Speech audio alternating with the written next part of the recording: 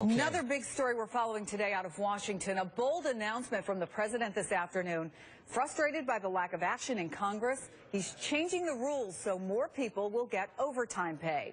This is part of his fight to focus on the middle class, and this new step could mean more money for millions of workers.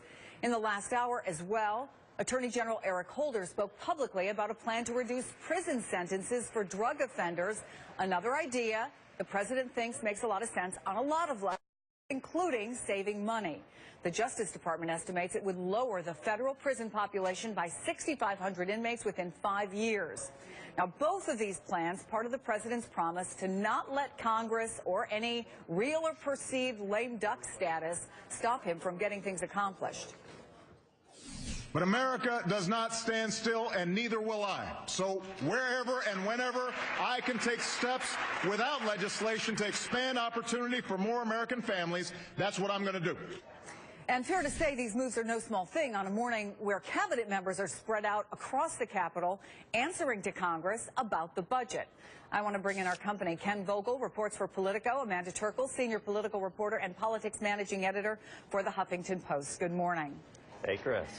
Ken, let's go back. The White House calling this a year of action, and the president seems confident. He seems comfortable with this new agenda.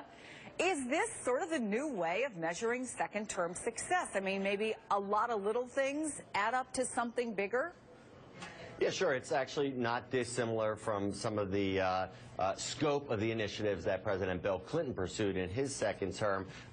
Bill Clinton did work with Congress more. Obviously, the operative sort of unifying theme of both of these initiatives that you mentioned, the overtime pay and the mandatory minimum sentencing, is that they don't have to go through Congress. And that obviously is a recognition of the fact that President Obama has really very few opportunities to advance things through Congress. And so he's taking it into his own hands through executive action. He's not getting sort of the whole enchilada, everything that Democrats want, but he's getting a little bit of it, and it should be enough to excite Democrats headed into the midterm elections. Well, we've also seen his approval numbers, Amanda, the new NBC News Wall Street Journal poll at 41%. Does that make what he's trying to do in some ways more important? Because he's trying to get people back on either his side so that he can get them to pay attention to these issues, but also, to Ken's point, help out a little bit with the upcoming midterms. Right. I mean, first of all, many of these things he's proposing are popular with the American public. A majority of the public supports raising the minimum wage, which hasn't been raised since 2009. And the changing our criminal justice sentencing and the criminal justice system is popular not only with Democrats but also with Republicans. It attracts people in Congress like Senator Rand Paul and Senator Mike Lee, not people who usually stand with President Obama.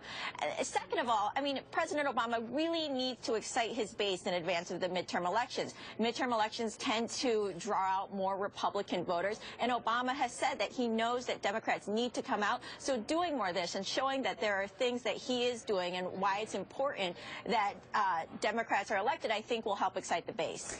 And it's not like the president can just focus on his domestic agenda, Ken. Obviously, yesterday he met with the Ukrainian prime minister. He's trying to manage talks with the Russians. You've got chemical weapons in Syria, nuclear weapons talks with Iran. So a few things going on.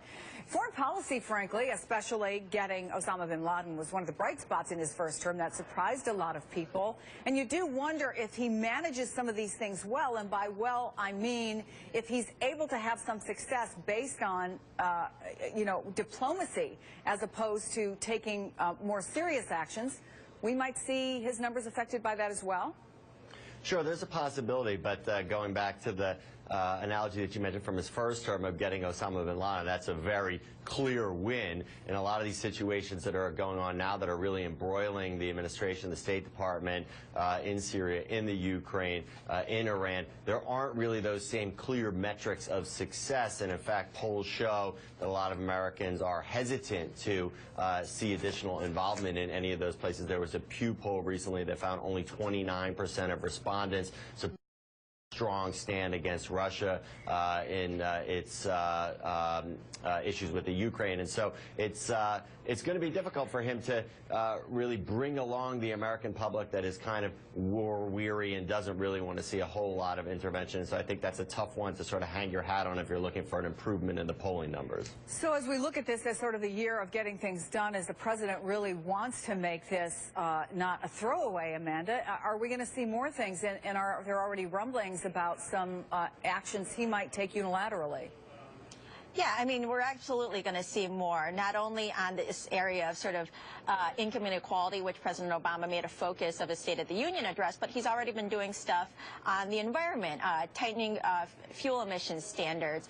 He recently designated a wilderness area a national monument because Congress really hasn't been taking action in this area. So we're going to see a lot more, I think, economically on civil rights and criminal justice, the environment. And President Obama doesn't simply want to be a lame duck. He wants things to happen. And you know, what he's doing right now with overtime pay, raising the minimum wage for federal contractors, that's actually putting money in people's pockets and making a difference. And what he's hoping it will do is stimulate the economy.